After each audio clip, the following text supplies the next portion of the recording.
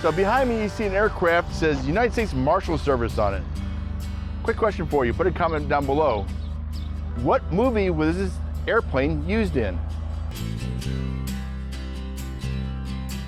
Con Air with Nicolas Cage.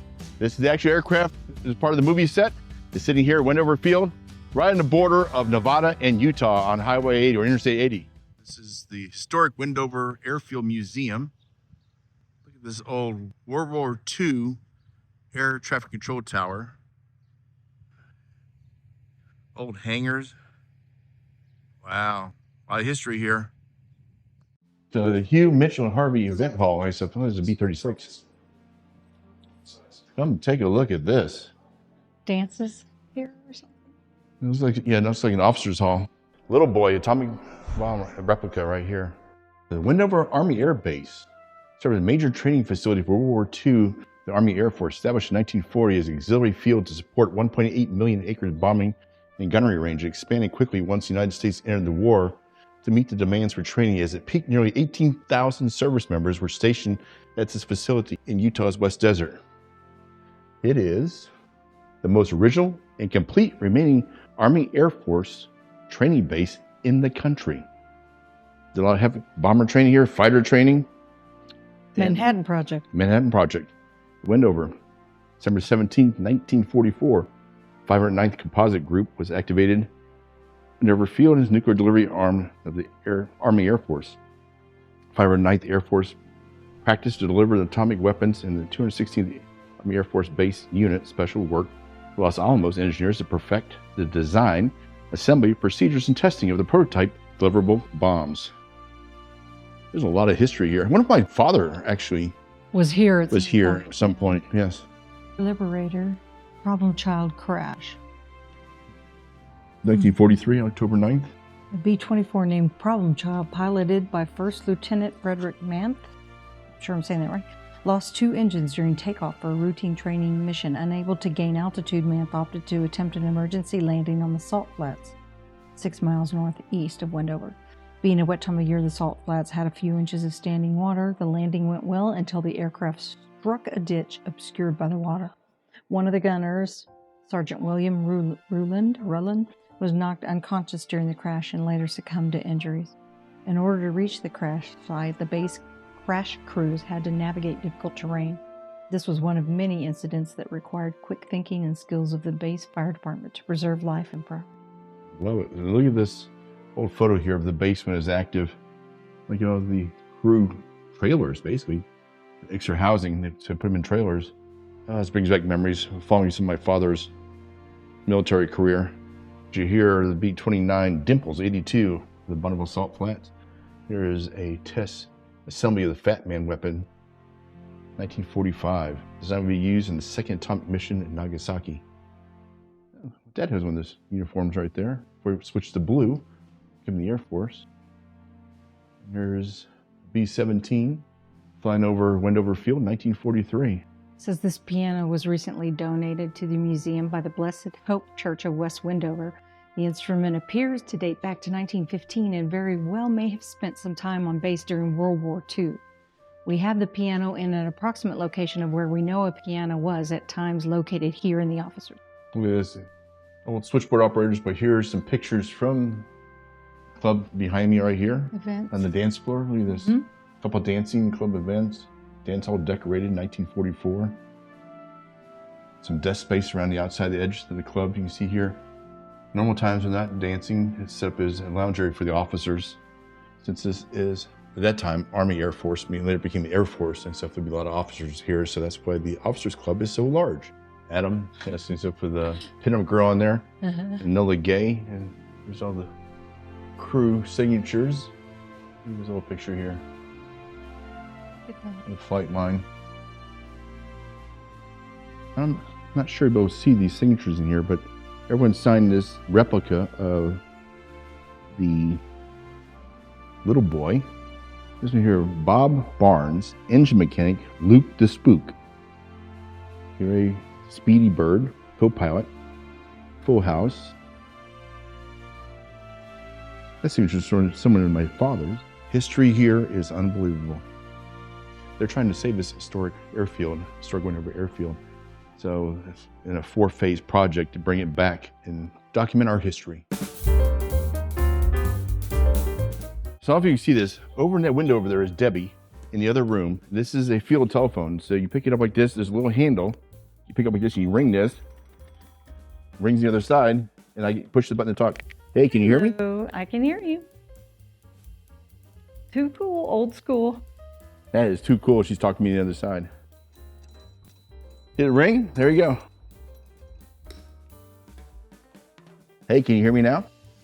Yes, I can. Can you hear me? It's not working. You can't hear me.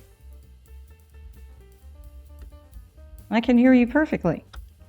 Try it now. Hello? Huh. There you go. Still pretty cool though.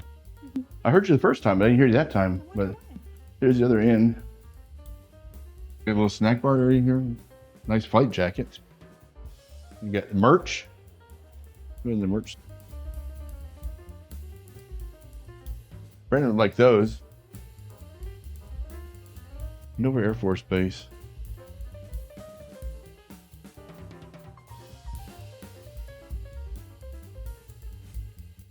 Hawaiian shirts fit right in. There's like a whole cafe in here. Yeah, look at that. Yeah.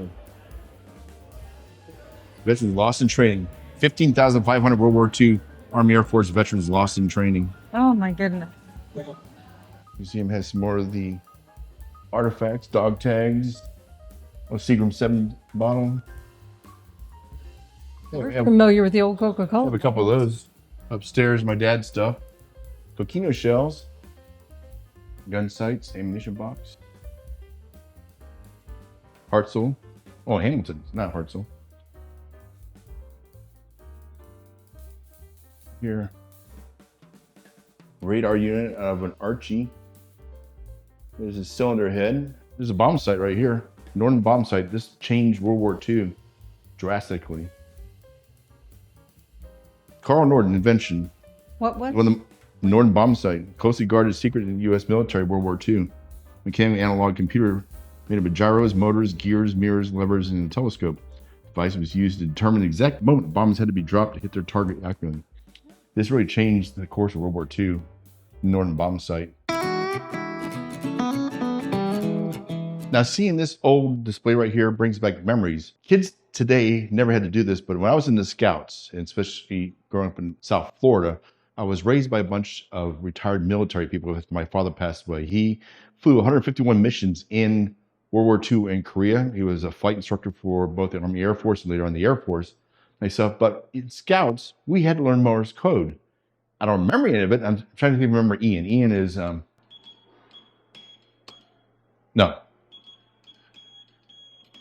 That's Ian, I-A-N that way. But we actually did this back in the day when we were in Scouts back in the late 60s, early 70s, starting with Cub Scouts and then Weeblos. Weeblos, we were spending a lot of time in Morse code and later on as Boy Scouts. Kids nowadays have no idea about Morse code unless they watch a movie. Makes it very interesting, doesn't it?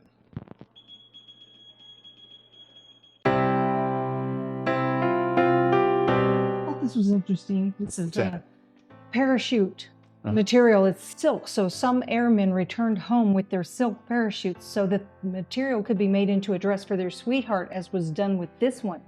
Here's a picture of one that's on a display in the Smithsonian. It was made from the parachute silk and the parachute that preserved the groom's life. It makes me emotional, right? It does. Thinking about it, it saved his life when he bailed out of an aircraft. They had to use silk back then because they didn't have nylon. It was made from the parachute that saved Major Claude Hensinger's life when he bailed out of a B-29 in the Pacific Theater. Hensinger gave it to his fiancée Ruth for this purpose. That is too cool. Too cool and an unbelievable memory. Emotional, yes. Do have an airplane and a run-up over there. You make it a little loud. But check out this airplane from the movie Con Air. Wow. Birds and all. Oh, someone broke the windshield in. Tommy? What movie was this used in? Con Air. Oh, yes, you did mention that.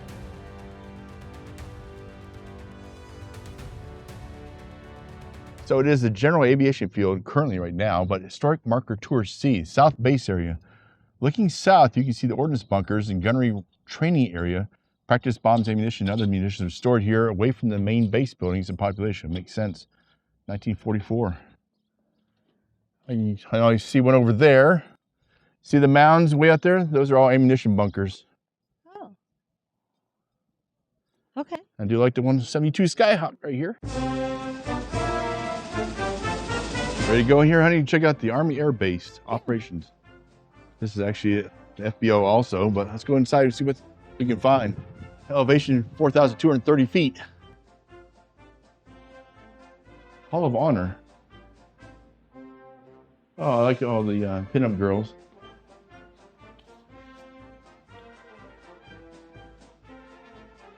Oh, Special Services U.S. Army phonograph. Oh, radio and seats.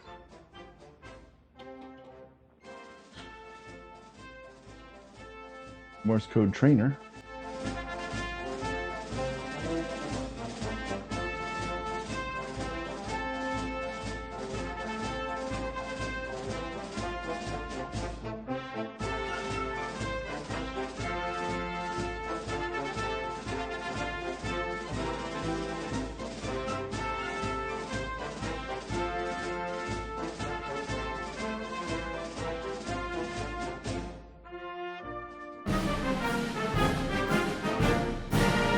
Wendover World War II control tower. Supplemental steps we know, person climbing to their own risk.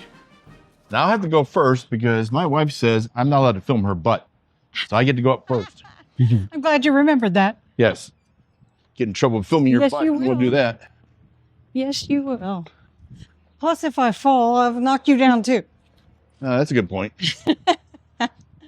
Edit out the heavy breathing. That airplane's going to take off. The other three already took off. The Skyline, the 182 tail dragger. If you see way out there, you can see the ammo bunkers. There's one over there too. Yeah. Those humps, and you can see the salt flats over there. Sure can. And the prop from Con Air. So you see some of the old buildings here. And behind me, you can see this was built for the movie set, Con Air. There's air traffic control tower. Unfortunately, it's locked, of course, but I it's checked. Locked. We can't go in, darn it. Whoo! At least going down, I won't be as much out of breath. The wind feels good up here. The wind does feel good up here. There's a little chapel in front of us. We're leaving the officers club. Some old barracks is right there. This used to be all barracks in these fields right here. This is a maintenance building. We're not sure what it says, number 804. Well, we can see right here. There we go. Armament inspection building. Okay.